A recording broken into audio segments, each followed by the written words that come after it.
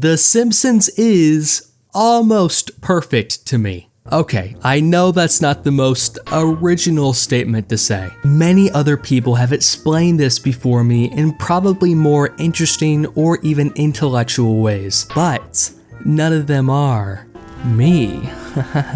This video is somewhat personal for me since I have been obsessed with this show for so long. In a way, I have been writing this video for nearly 10 years now, ever since I first watched The Simpsons. Yet, I have never gotten the chance to do an extensive deep dive into what made this show such an important part of my life. It is like this big ugly yellow growth on my brain that grows even bigger after watching a single episode of The Simpsons.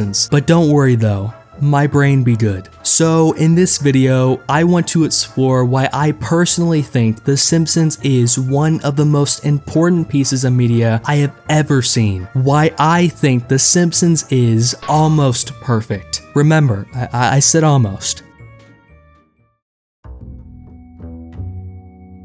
Yes, nostalgia is a massive reason I have such an appreciation for The Simpsons. I started watching this show over 10 years ago. Throughout those 10 years, I watched The Simpsons in the morning, when I got home from school, and before I went to bed. I practically ran on The Simpsons when I was a kid, since it was my entire life back then. I have a plethora of vivid memories attached to this show that make me happy to look back on. I remember first learning about The Simpsons through a friend's comic book. My dad letting me buy a Simpsons DVD, and me watching the entire first season of The Simpsons that same night. This show has been an anchor in my life and has helped me through extremely tough times. Aside from being something I have a wealth of memories associated with, I also related heavily with the characters. Okay. This might sound corny as hell, but I wanted to be fun like Homer, cool like Bart, smart like Lisa, and loving like Marge. That was corny as hell, oh man. These characters were practically role models for me as a kid and taught me a lot more than that SpongeBob fellow. No hard feelings, SpongeBob. Seeing these characters I love go through a plethora of situations and dealing with a multitude of emotions allowed me to learn life lessons in the process. Like, for example, the time Homer taught me to not steal, to not cuss, to not fight people, avoid becoming a mascot, avoid becoming a singer, to not work at a nuclear power plant, and to not join a secret society. Although I am still working on the last one. But I do feel like I'm not alone when saying these things about The Simpsons. A lot of people now look back on this show in the same way as I do and have had similar experiences. We have to remember, The Simpsons has been on the air for 36 years and has had 35 seasons. Still going. It has a long legacy that has been a part of many people's lives for numerous generations. Now, obviously, I didn't only watch The Simpsons growing up. There were some times where I dabbled in some SpongeBob, Regular Show, Adventure Time, Jessie, and even the Golden Girls. What, a guy can't watch the Golden Girls? However, what made The Simpsons stand out so much compared to these other shows was its humor.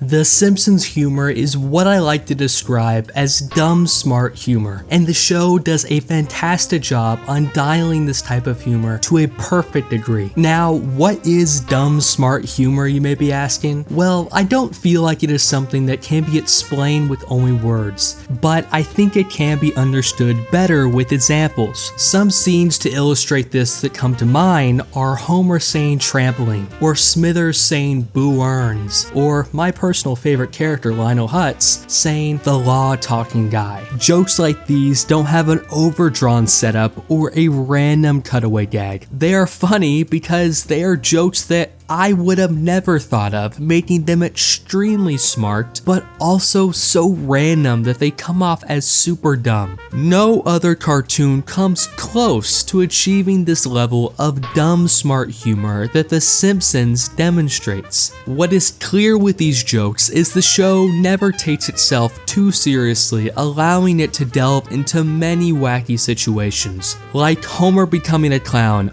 Bart selling his soul, Camp Krusty, and and an entire episode parodying the X-Files. Humor like this is the lifeblood of this show and is what makes it stand out from other cartoons. But with this Gordon Ramsay level of cooking up amazing jokes comes a massive amount of time and effort from the writers to make these memorable jokes. I want to credit former Simpsons showrunner Mike Reese's book Springfield Confidential for the following insight into the writing process for The Simpsons. I have always found this process of creating a joke for The Simpsons fascinating. A single joke in The Simpsons that makes it to air has to survive the following: the first draft of the script, that script's notes, a script rewrite, a script rewrite, a script revision, a table read, a script rewrite, a recording, a storyboard, an animatic, another script rewrite, an animatic revision, animation, another script rewrite, editing, and then finally airing on TV.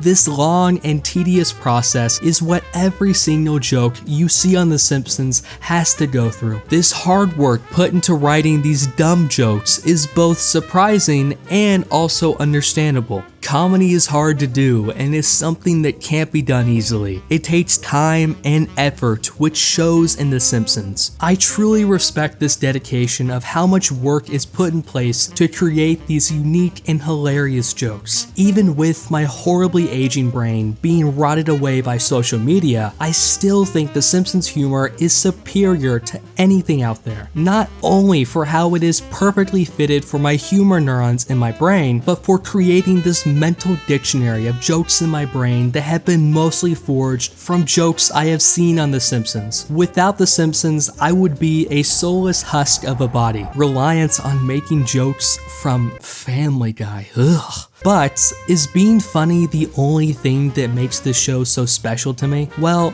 no. The Simpsons is not only rich with humor, it also has a deep ocean of emotion. Goddamn, that's a tongue twister. Deep ocean of emotion, deep ocean of emotion. The Simpsons makes me feel things. I think these things are called emotions.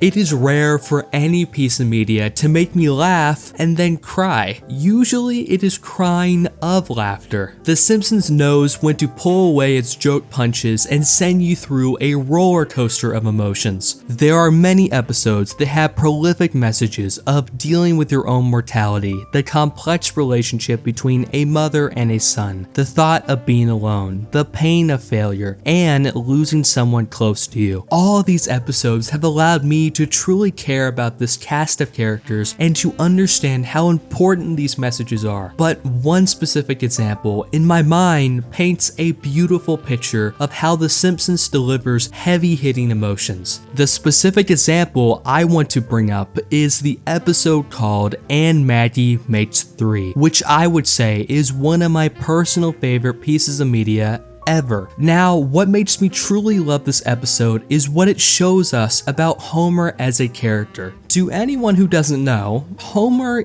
isn't exactly father of the year. This bald fatty literally chokes his son every time he can, neglects his kids by going to Moe's, and he even ate Marge's decorative soaps. Sorry, still not over that one. Some people out there would go as far as to claim that Homer is a terrible father, but in this episode specifically, it demonstrates a beautiful story of who Homer truly is as a father. In the episode, Homer finally leaves the nuclear power plant and gets his dream job of working at a bowling alley. Everything is perfect for Homer until Marge finds out she is pregnant and finally tells Homer. Knowing he can't provide for his family now on a bowling alley salary, Homer sadly goes back to his old job at the nuclear power plant, where Mr. Burns makes Homer a plaque stating, "Don't forget, you're here forever." But after Maggie is born, Homer sees how much she matters to him. So he takes all of Maggie's pictures to work, changing the plaque to "Do it for her."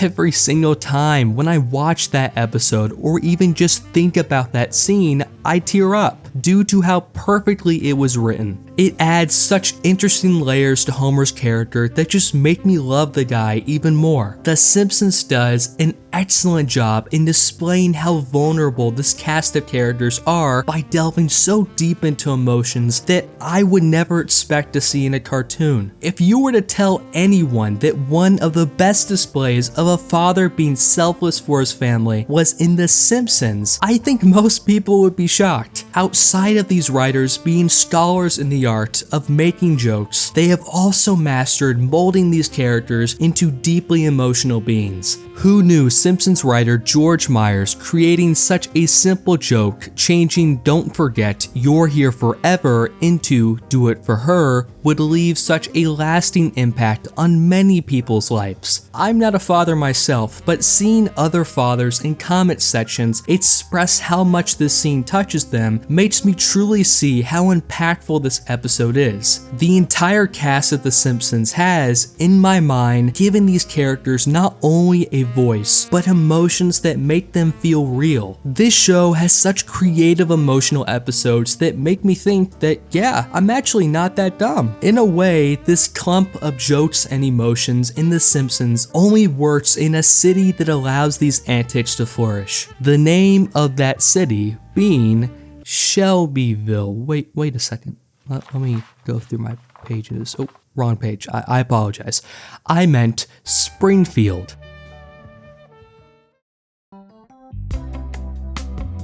What I love about Springfield is the locations in this city feel like their own characters. Any Simpsons fan knows places like the Quickie Mart, Moe's Tavern, Springfield Elementary, Lard Lad Donut, the nuclear power plant, and the Simpsons household. When you hear these locations' names, you instantly visualize what they look like and what is inside of them. Still, Springfield creates an exaggeration of our everyday lives, allowing us to relate heavily with this cartoon world. But beyond these buildings are a cast of characters that inhabit the city of Springfield. Amazing characters like Mr. Burns, Ned Flanders, Apu, Krusty the Clown, Moe Szyslak, Lenny and Carl, and so many more. The Simpsons family can only provide so much to the show, but having an amazing world of characters to challenge them and also be their friends makes The Simpsons thrive. They are put in place to make Springfield feel truly lived in and a sprawling center of activity. So many of these iconic characters having jokes, gags, and quotes associated with them allow each resident of Springfield to feel like a part of the main cast. But to further expand on this, so many of these characters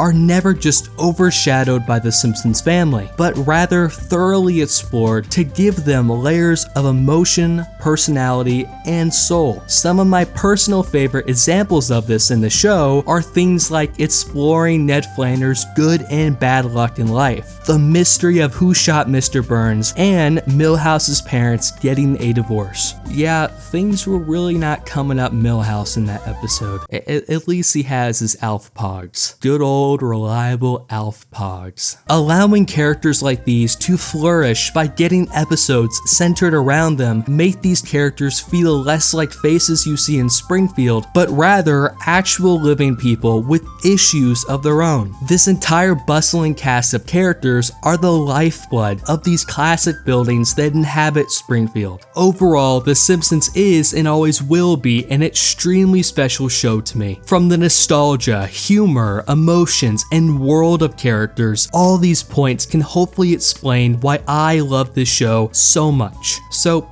yeah, The Simpsons is a truly perfect show. But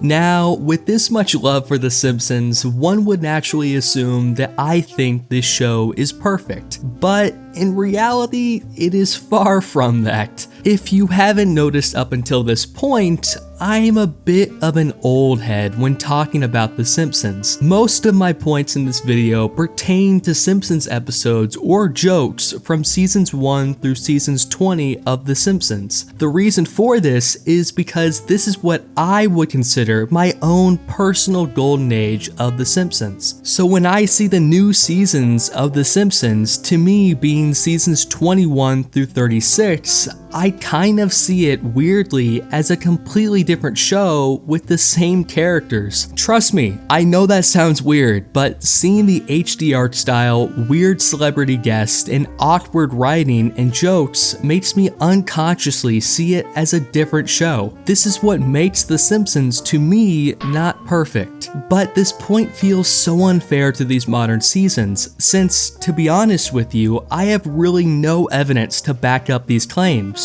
So for this video, I decided to at least dip my toe into the water. I would watch the 3 most recent Simpsons episodes at the time of recording, being Stu Lies, Full Hearted, Empty Pool, and Stranger Things. And after finishing all these episodes, I hate to say it, but I still think that modern Simpsons is not very good. The writing felt awkward and out of character at times. The art still feels a bit too clean with the HD style, and the jokes come off as mostly flat. Like, come on, Screaming Friends? Homer, you can write better than that. I walked away from these episodes with the same feeling as before, and just thinking that these modern Simpsons seasons were not very good. But to play a bit of devil's advocate, I think this claim isn't fair at all. With my strong love for the older seasons, things are going to change in a show after being around for this long. New writers are going to come in, new ideas will form, and new decisions will be made about the show. So for me to say that seasons 21 through 36 of The Simpsons is all bad only after watching 3 episodes is kind of stupid. These modern seasons could have amazing episodes that could be on par with the golden age of the show. So yes, I still think The Simpsons is almost perfect, and what is holding it back from a perfect IGN score is the modern seasons being lackluster. But still, is anything in life truly perfect? No. Well, except for this channel. CapLocke is perfect.